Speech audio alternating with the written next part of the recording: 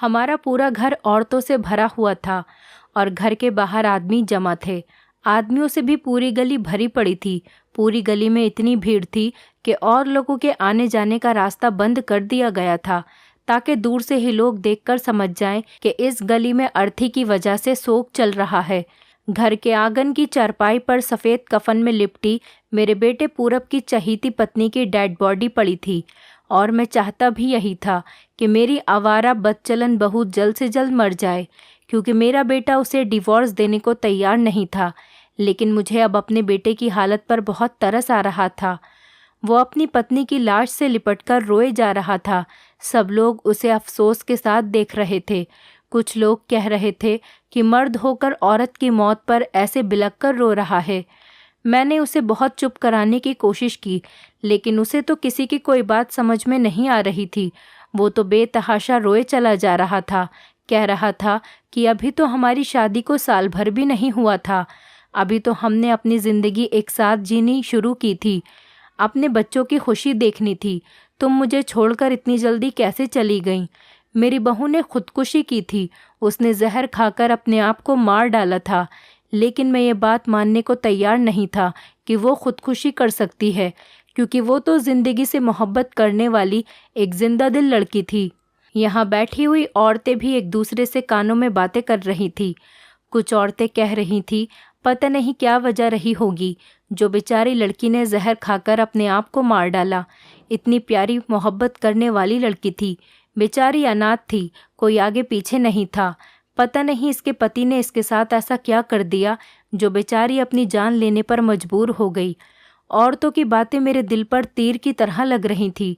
मेरे बेटे के बारे में ये क्या क्या बोल रही थी, लेकिन मैं उन्हें कोई जवाब नहीं दे सकता था, इसीलिए खामोश रहा।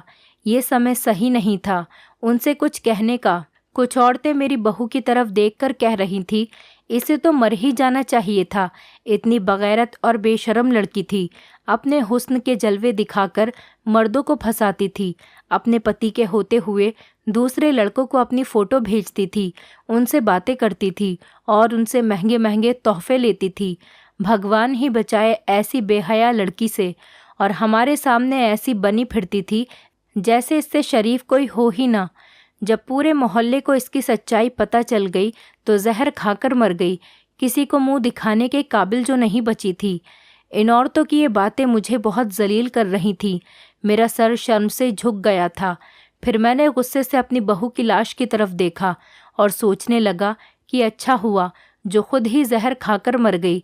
जिंदा रहती तो पता नहीं मेरी कितनी बेइज्जती करवाती। मैं ये सब बातें सोच ही रहा था, अचानक मेरे कानों में हल्की हल्की कुछ औरतों के बातें करने की आवाज़ आई। वो आपस में एक दूसरे के कानों में बातें कर रही थी। वो उनकी बातें उनकी बातें सुनकर तो मैं चौंक गया। वो कह रही थी, ज़रूर इस बेचारी लड़की को इसकी बुआ सास ने जहर देकर मारा होगा। हमने तो कभी उसको इस लड़की से सीधे मुंह बात करते हुए नहीं देखा। वो हमेशा इस लड़की को अपने लाडले भतीजे को फंसाने के ताने देती रहती थी, और कभी कभी तो बेचारी पर हाथ भी उठा दिया करती थी। कि उन्हीं औरतों में से एक औरत बोली, हाँ, पूरब की बुआ हेमा पूरब की शादी अपनी दोस्त की बेटी से करवाना चाहती थी, लेकिन उसने जिद करके बिना माता पिता की इकलौती बेटी से शादी कर ली थी। जब से पूरब इस लड़की को शादी करके इस घर में लाया था, तभी से ये लड़की हेमा को एक आंख नहीं भाती थी। वो तो हमेशा इसके पीछे पड़ी रहती थी। जब मौका मिलता तब इसे बातें सुनाने लग जाती। लोग सही कहते हैं, अनाथ का कोई सहारा नहीं होता। अगर आज इस लड़की के माता पिता जिंदा होते तो ये बेचारी इस तरीके से कभी नहीं मरती। इसका कोई भाई या बहन होता तो कम से कम इसकी मौत का पता तो लगा लेता। लेकिन अब कौन है जो इस लड़की के बारे में सोचेगा?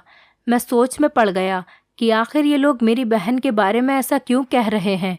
हाँ, कभी कभी वो मेरी बहू को कुछ कह दिया करती थी, लेकिन ज़्यादातर तो वो उसका बहुत ख्याल रखती थी। और छोटी मोटी बात तो हर घर में होती है, तो फिर ये कैसे हो सकता था? मैं यही सोच रहा था। मेरा दोस्त आकर मुझसे कहने लगा कि पंडित जी कह रहे हैं इस लड़की के क्रियाकर्म का समय हो गया, तो इसको इसकी अंतिम यात्रा पर लेकर चलते हैं। उसके कहते ही मैं अपनी सोच से बाहर आया। मैंने घर की सारी औरतों को एक तरफ कर दिया। बाहर से कुछ मर्द घर में आए ताकि अर्थी को कंधा दे सकें। तभी मेरा बेटा पूरब और ज़ोर से रोने लगा। कहने लगा कि मेरी पत्नी को मुझसे दूर मत लेकर जाओ, मैं उसके बिना नहीं जी सकता, मैं उससे बहुत प्यार करता हूँ, ये मुझे छोड़कर नहीं जा सकती, मैं आप लोगों को इसे ले जाने नहीं दूंगा, ये मुझे धोखा देकर नहीं जा सकती, इसने तो ज़िंदगी भर मेरा साथ निभाने का वादा किया था, फिर कैसे ये मुझे छोड़कर जा सकती है। बेटे की ऐसी हालत देखकर मैं तड़प गया था। मैंने उसे पकड़कर उठाया और उसे समझाया कि बेटे, अब ये दुनिया से जा चुकी है, तुम्हारा फ़र्ज़ बनता है कि तुम इसका क्रियाकर्म करो, ये तुम्हारी पत्नी का हक है और तुम इसका हक अदा करो। मैंने बहुत मुश्किल से उसको समझाया, तब जाकर वो मेरी बात समझा। सब लोग वापस घर आ गए थे, लेकिन मेरा बेटा वहीं पर बैठा हुआ अपनी पत्नी का शोक मना रहा था। ज़बरदस्ती मैं उसको उठाकर घर लेकर आया। घर आकर मेहमानों को खाना खिलाया।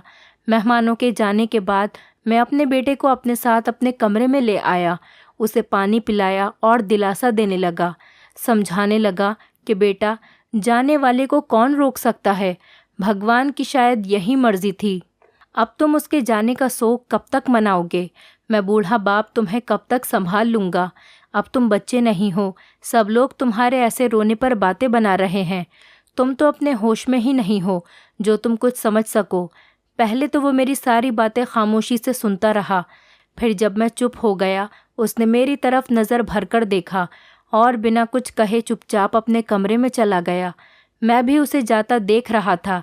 मेरे पास उसे समझाने के अलावा और कोई चारा नहीं था।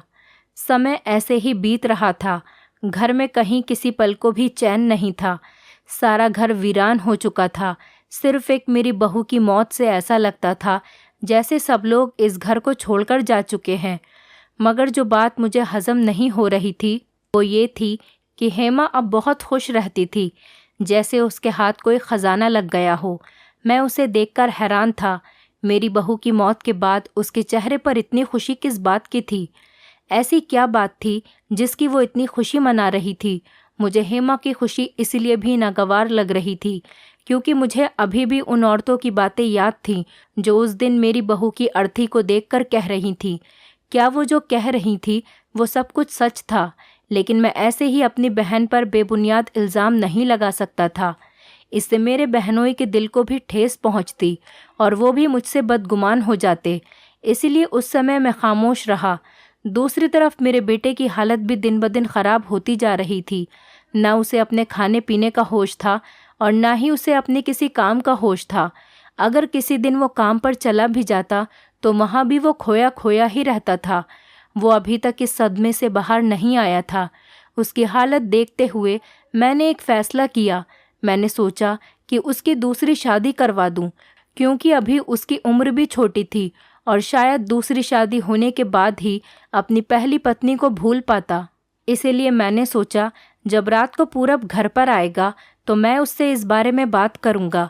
रात को जब वो घर पर आया मैंने उसे अपने कमरे में बुलाया तो वो बहुत घबराया सा लग रहा था। मुझे उसकी हरकतें कुछ ठीक नहीं लग रही थी। वो मुझसे नज़रें मिलाकर बात नहीं कर रहा था। मैंने उससे कहा, बेटा, तुम्हारी पत्नी को गए हुए 5 महीने हो गए हैं। अब तुम्हें इस सदमे से बाहर आ जाना चाहिए, अपनी ज़िंदगी में आगे बढ़ना चाहिए। क्या तुम अपनी पूरी ज़िंदगी ऐसे ही गुजार दोगे? अभी तुम जवान हो, खुद को इस सदमे से बाहर निकालो, ज़िंदगी जीना शुरू करो। अब बस बहुत हुआ। मैं तुम्हारे लिए कल से लड़की देखना शुरू कर रहा हूँ। अब मैं तुम्हारी दूसरी शादी करवा दूँगा। मेरी बात सुनते ही मेरा बेटा मुझसे नाराज़ हो गया और मुझसे कहने लगा, पिताजी, मुझे दूसरी शादी नहीं करनी। मैं अपनी पहली पत्नी से बहुत प्यार करता था। अब मैं किसी और को खुश नहीं रख सकूँगा। मैं इस काबिल नहीं हूँ कि कोई लड़की मेरे साथ रहे। पूरब की इन बातों ने मुझे हैरान परेशान कर दिया था। एक पल को तो मैं उसकी बात समझ ही नहीं पा रहा था। सोचा कि वो अपनी पत्नी की मौत की वजह से ऐसी बातें कर रहा है, इसीलिए वो अभी शादी से मना कर रहा है। मैंने उसका चेहरा अपने हाथों से पकड़ा और उसे समझाने की कोशिश की, बेटा, शादी तो ज़रूरी है। कब तक तुम ऐसे ही अकेले अपनी ज़िंदगी गुजारोगे? और मेरी ज़िंदगी का भी कोई भरोसा नहीं कि कब भगवान मुझे बुला ले। तुम सारी ज़िंदगी अकेले कैसे रहोगे? मेरी बात सुनकर वो चिढ़कर कहने लगा, मुझे सारी ज़िंदगी अकेले ही क्यों न रहना पड़े, लेकिन अब मैं दूसरी शादी नहीं करूँगा और यही मेरा आखिरी फैसला है। अब आप मुझसे इस बारे में कोई बात नहीं करेंगे। अपनी बात कहकर वो मेरे कमरे से उठकर चला गया और मैं उसे हैरत से देखता रहा और सोच रहा था कि आखिर इस लड़के को क्या हो गया है, यह ऐसा बर्ताव क्यों कर रहा है। कहीं इसने कोई जुर्म तो नहीं कर लिया, कहीं इसने ही तो मेरी बहू को कत्ल नहीं कर दिया। अरे नहीं नहीं, ऐसा कैसे हो सकता है। पूरब तो अपनी पत्नी से बहुत मोहब्बत करता था, वो तो अभी भी अपनी पत्नी को नहीं भूला, अपनी पत्नी के देहांत के बाद भी उसे याद करता है। फिर ऐसा कैसे मुमकिन हो सकता है कि वो उसे मार डाले। पूरब वैसा कुछ भी नहीं कर सकता। मैं अपने बेटे के बारे में ऐसा कैसे सोच सकता हूँ। ये सब फितूर उन औरतों ने ही मेरे दिमाग में डाला है। मुझे उन औरतों की बातों पर ध्यान ही नहीं देना चाहिए था। ये औरतें तो कुछ भी बोलती है। मेरा बेटा तो अपनी पत्नी की मौत की वजह से सदमे में है। मुझे अपने बेटे को इस सदमे से निकालना ही होगा। मैं उसको ऐसे तड़पता हुआ नहीं देख सकता। मैं खुद से ही सवाल कर रहा था और खुद ही उन सवालों के जवाब भी दे रहा था। मुझे अपने बेटे की हालत पर बहुत तरस आ रहा था। मैं उसको इस हालत से निकालना चाहता था। अब मैंने सोच लिया था कि कैसे भी हो मैं उसकी दूसरी शादी कराकर ही रहूँगा, ताकि वो अपनी पहली पत्नी को भूलकर दूसरी पत्नी के साथ हंसी खुशी ज़िंदगी गुजारे। मैंने सोचा कि कल ही मैं अपनी बहन से बात करूँगा कि अगर मेरे बेटे के लिए कोई लड़की उसकी नज़र में हो तो वो बताए। यही सोचते सोचते मैं सो गया। सुबह उठकर मैंने नाश्ता किया और पूरब के काम पर जाने के बाद मैं अपनी बहन के कमरे की तरफ चला गया ताकि उसे किसी लड़की का पता मालूम कर सकूं। मैं उसके कमरे का दरवाज़ा खटखटाने ही वाला था कि मुझे अंदर से आवाज़ आई। जो कुछ भी मैंने सुना, मेरे तो पैरों के नीचे से ज़मीन खिसक गई। मुझे ऐसा लगा कि मैं यहीं खड़ा खड़ा मर जाऊंगा। ये सब कैसे हो सकता था। मैं वहीं उनके दरवाजे पर छुपकर खड़ा रहा ताकि अंदर होने वाली बातें पूरे तरीके से सुन सकूं। मैंने सुना कि मेरी बहन बहुत हंस हंस कर अपने पति से कह रही थी कि देखा मेरी चाल कैसे काम कर गई। आपसे कहा था ना कि किसी को कानों कान तक खबर नहीं होगी और हम अपने मकसद में कामयाब हो जाएंगे। देखो हम कामयाब भी हो गए, किसी को कुछ पता भी नहीं चला। मैं आपको बता नहीं सकती कि मैं आज कितनी खुश हूँ। हमारा प्लान बहुत ही अच्छे तरीके से काम कर गया। सांप भी मर गया और लाठी भी नहीं टूटी। मुझे अपने कानों पर यकीन नहीं आ रहा था। बस अब मुझसे और बर्दाश्त नहीं हो रहा था। मेरा सब्र यहीं तक था। मैंने दरवाज़ा खोला और अंदर चला गया। दोनों पति पत्नी मुझे देखकर हैरान रह गए। उनके पसीने छूटने लगे। वो लोग मुझे अपने कमरे में यूँ अचानक देखकर बहुत डर गए थे।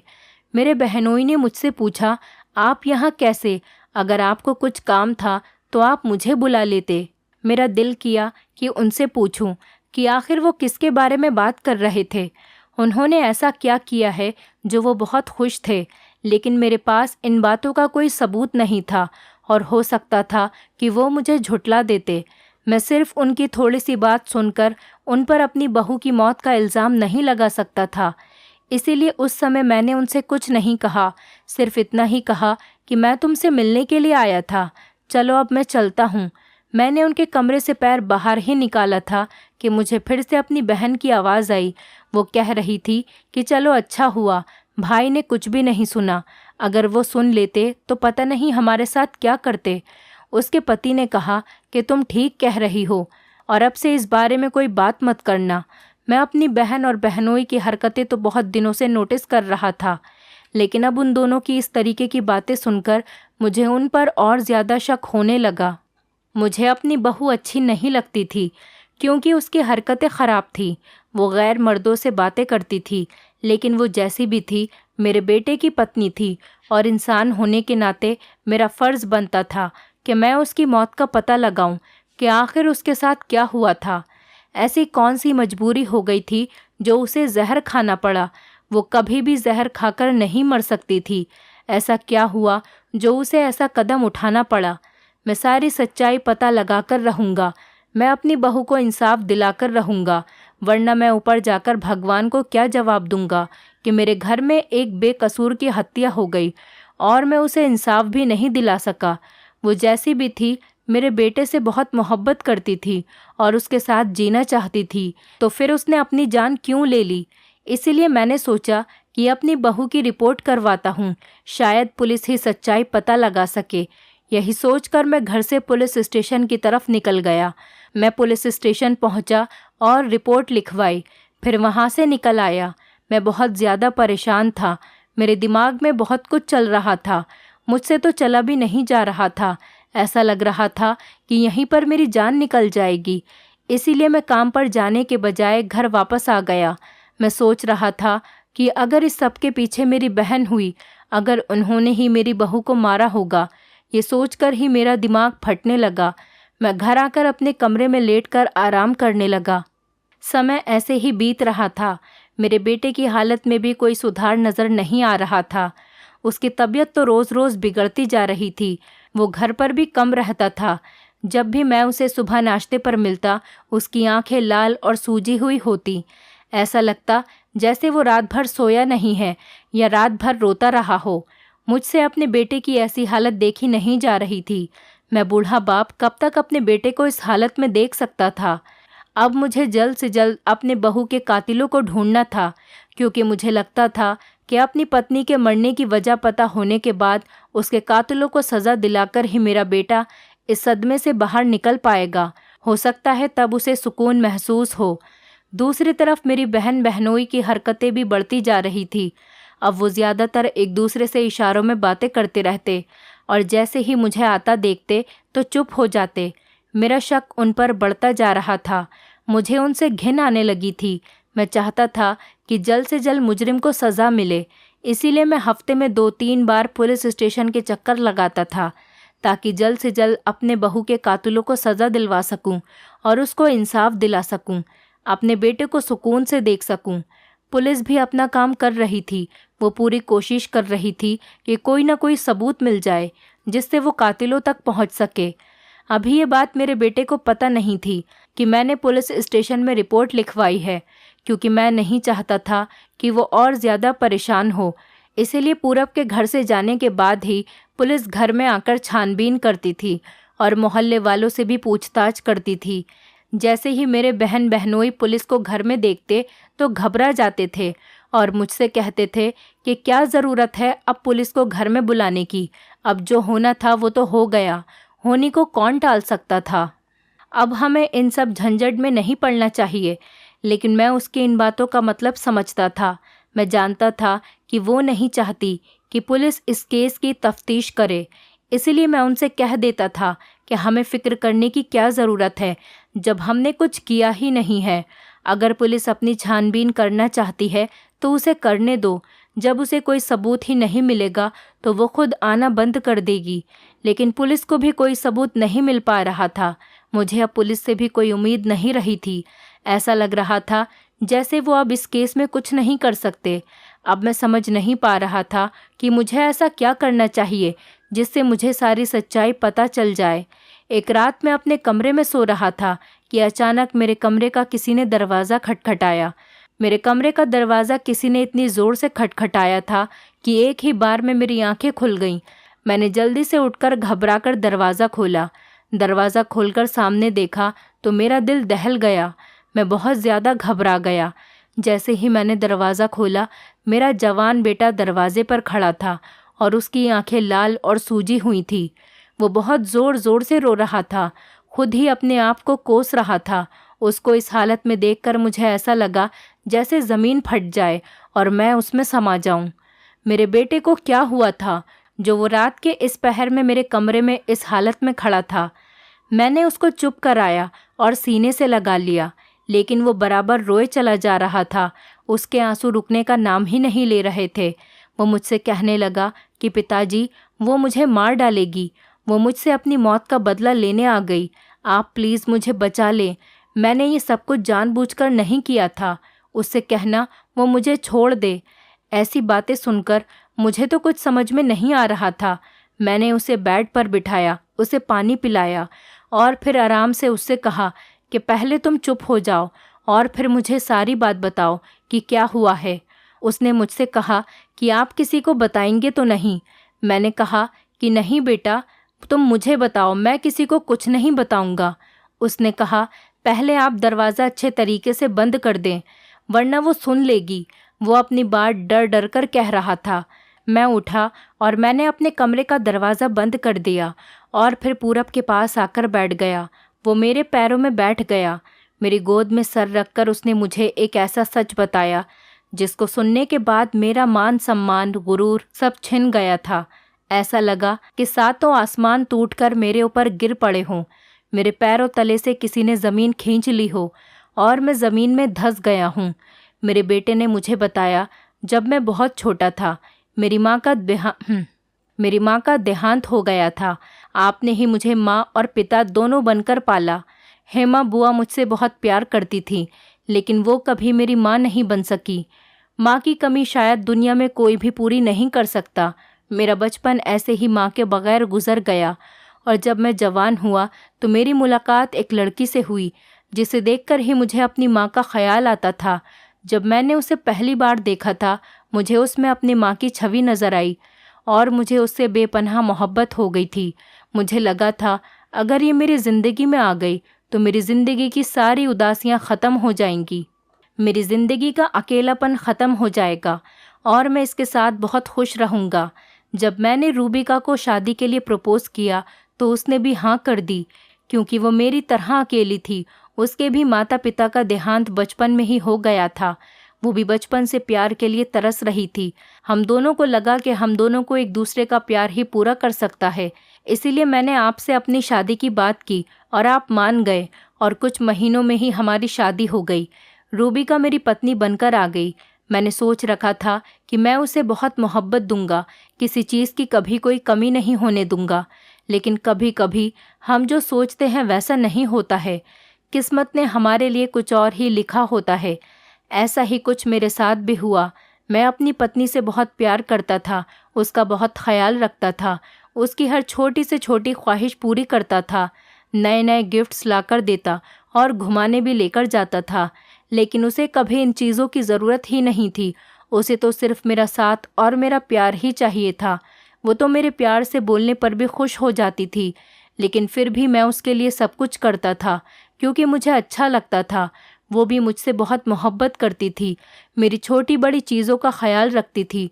जब भी मैं किसी बात को लेकर परेशान होता तो वो भी मेरे साथ परेशान हो जाती और मुझे समझाती थी कि सब कुछ ठीक हो जाएगा। वो मेरे पिताजी का भी बहुत ख्याल रखती थी और उनकी बहुत इज्जत करती थी।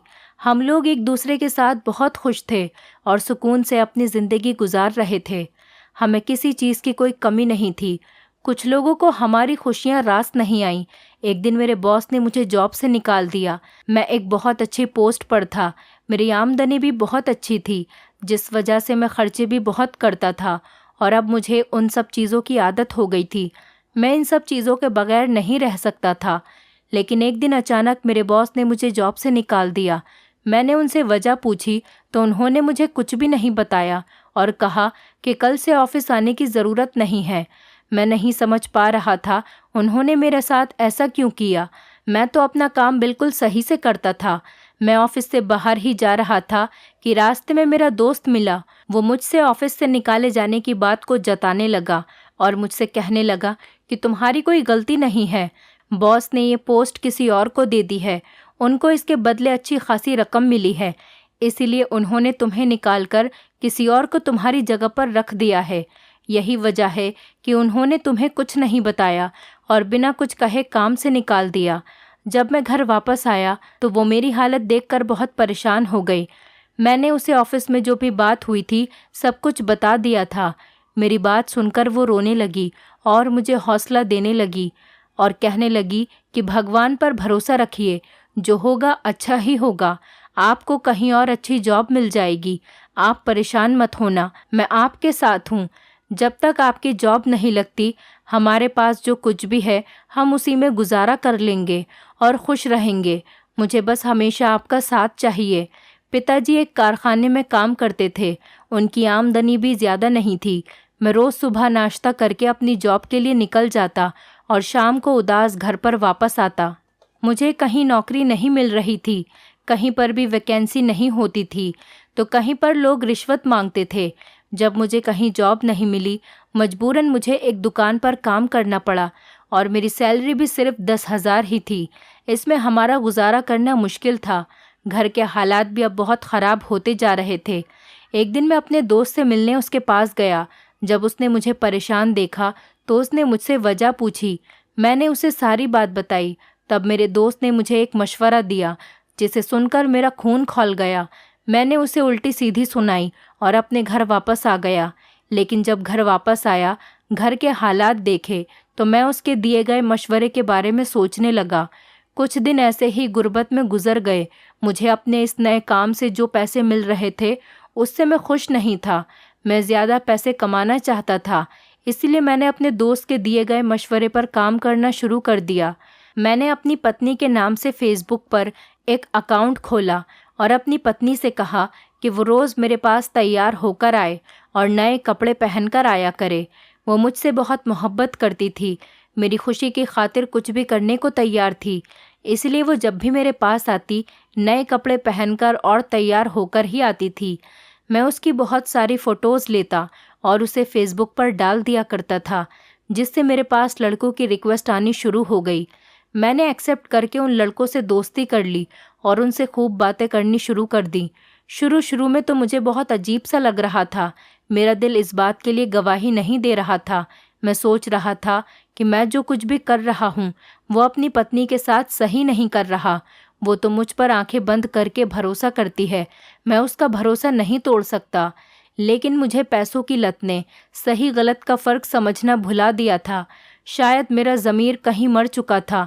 अब मैं रोज़ उनसे बातें करता और उनसे खूब पैसे ऐंठता था। मैं रोज़ नई नई फ़ोटो खींचकर पोस्ट करता रहता और रोज़ नए नए दोस्त बनाता। ये सब कुछ मैं अपनी पत्नी के नाम से कर रहा था। अब मेरे पास बहुत से पैसे आने शुरू हो गए थे। मैं जानता था कि ये पैसे सही नहीं हैं, लेकिन मेरा लालच इस कदर बढ़ गया था, मुझे कुछ दिखाई देना ही बंद हो गया था। इसी तरह से दिन गुजर रहे थे। धीरे धीरे सबको ये बात पता चलने लगी। मोहल्ले में बातें होनी शुरू हो गई थी। मोहल्ले की औरतें जहाँ भी रूबिका को देखती वो उसे बदचलन और बेहया के ताने देती थी। उसे कुछ समझ नहीं आता था। वो बेचारी मेरे पास आकर मुझे सब कुछ बताती और रोने लगती थी। कहती कि मैंने तुम्हारे अलावा आज तक किसी मर्द को आंख उठाकर भी नहीं देखा। फिर ये औरतें मेरे बारे में ऐसी बातें क्यों करती हैं? मैं अपनी पत्नी से कहता कि तुम फिक्र मत करो, मैं सब कुछ ठीक कर दूंगा। मुझे उसके दर्द का एहसास था, फिर भी मैंने ये काम करना नहीं छोड़ा। मैं ऐसे ही उन लड़कों से बातें करता रहा। एक रात जब मैं लड़के से बात कर रहा था तो रूबिका ने मुझे देख लिया। मैं उसे रूबिका की आज की फ़ोटो सेंड कर रहा था। उसने झट से मेरे हाथ से मोबाइल छीन लिया और सब कुछ देख लिया। वो फटी आंखों से मुझे देखने लगी और मुझसे कहने लगी, आप थे ये जो मेरे साथ खिलवाड़ कर रहे थे, मेरे पति होकर मेरी इज्जत नीलाम कर रहे थे। तुम्हें मेरी इज्जत का ज़रा भी ख्याल नहीं रहा। मैंने उससे माफ़ी मांगी और मैं उससे कहने लगा, इसमें क्या गलत है? लाखों लोग यही काम कर रहे हैं और ऐसे ही बहुत सारे पैसे कमाते हैं। अगर तुम भी ये काम करके पैसे कमा लोगी तो क्या ही बुरा हो जाएगा। मेरी बात सुनकर वो मुझे हैरत से देखने लगी और कहने लगी कि मुझे आपसे ऐसी उम्मीद नहीं थी। मैं सपने में भी नहीं सोच सकती थी कि आप मेरे साथ ऐसा कर सकते हैं। वो मेरे पास से हट गई और कमरे से बाहर की तरफ जाने लगी। मैंने जल्दी से उसको पकड़ लिया। वो खुद को ज़बरदस्ती मुझसे छुड़वाने लगी और मुझसे कहने लगी कि मैं आपके साथ नहीं रहूँगी और जाकर सब कुछ पिताजी को बता दूंगी। वही आपसे पूछेंगे, तभी आप सुधरेंगे। पिताजी का नाम सुनते ही मैं डर गया। मेरे पसीने छूटने लगे। मेरे पिताजी किसी के साथ भी गलत होता नहीं देख सकते थे। वो इंसाफ पसंद आदमी थे। वो ये बात सुनकर मेरी जान ले लेते। वो अपने ही बेटे को मार डालते। किसी की बेटे की इज्जत के साथ खिलवाड़ नहीं होने देते। इसीलिए अपनी जान बचाने की खातिर मैंने अपनी बीवी को मार डाला। मैंने उसे पकड़कर बेड पर लिटाया और उसके मुंह पर तकिया रख दिया। मैं उसे कहने लगा कि अगर तुमने ये सब कुछ पिताजी को बताया तो मैं तुम्हारी जान ले लूँगा। लेकिन वो मानने को तैयार ही नहीं थी। वो आपको सब कुछ बताना चाहती थी। मैंने उसका मुंह ज़ोर से दबाया। कुछ ही देर बाद उसको सांस आना बंद हो गई। मुझे लगा कि वो मर गई है। तो मैं सोचने लगा, अब मैं अपने आप का इस सब से कैसे बचाव करूँगा। तब मेरे दिमाग में ख्याल आया, मैं बाहर गया और जहर खरीद कर लेकर आया। मैंने उसके मुंह में जहर की शीशी उंडेल दी कि सबको ऐसा लगेगा कि वो जहर खाकर खुद ही मरी है और मुझ पर किसी का शक भी नहीं जाएगा। और ऐसा ही हुआ। लेकिन उसकी मौत के कुछ दिन बाद ही मुझे अजीब से सपने आने शुरू हो गए और मुझे पछतावा होने लगा। मुझे सारी सारी रात इसी डर से नींद नहीं आती थी। डर की वजह से मैं एक कोने में बैठा रहता। अगर अभी मैं आपको ये बात नहीं बताता शायद मैं पागल हो जाता। अपने बेटे की ये सारी बातें सुनकर ऐसा लगा जैसे किसी ने मुझसे मेरी सांसें छीन ली हों। ये मेरी परवरिश नहीं हो सकती थी। मैंने तो हमेशा इसको इंसाफ करना सिखाया था, भलाई करना सिखाया था, लेकिन पैसों के लालच ने इसे इतना गिरा दिया। इसने एक बेचारी मासूम लड़की की हत्या कर दी। मैंने उससे कहा, अपनी ही इज्जत बाजार में नीलाम करते हुए तेरी रूह नहीं कांपी? इससे तो अच्छा था कि तू भूखा मर जाता, लेकिन ऐसे अपनी पत्नी को बदनाम नहीं करता। और जब वो सब जानने के बाद तुझे इस सब से रोकना चाहती थी, तूने उसे बेमौत मार डाला। तुझे ये सब करते हुए शर्म नहीं आई? तेरे हाथ नहीं कांपे? मुझे तो तुझे अपना बेटा कहते हुए भी शर्म आ रही है। काश कि तू पैदा होते ही मर जाता, तो आज मुझे ये दिन नहीं देखना पड़ता। मैंने पुलिस को बुलाया और अपने बेटे को पुलिस के हवाले कर दिया। वो भी खामोशी से पुलिस के साथ चला गया। इस सोशल मीडिया ने और मेरे बेटे के गलत दोस्तों ने मेरा पूरा घर बर्बाद कर दिया था। घर में कोई खुशी नहीं रही थी। मैं बहुत रो रहा था। मुझे रोता हुआ देखकर मेरे बहन और बहनोई मेरे पास आए और कहने लगे कि हम तो पहले से ये सारा सच जानते थे, लेकिन आपको इसलिए नहीं बताया कि हम आपको इस तरह रोता हुआ और टूटता हुआ नहीं देख सकते थे। मैंने सोचा था कि शायद पूरब ये काम करना बंद कर देगा, उसे अपने किए पर खुद ही पछतावा हो जाएगा। मुझे नहीं पता था कि वो अपनी ही पत्नी की हत्या कर देगा।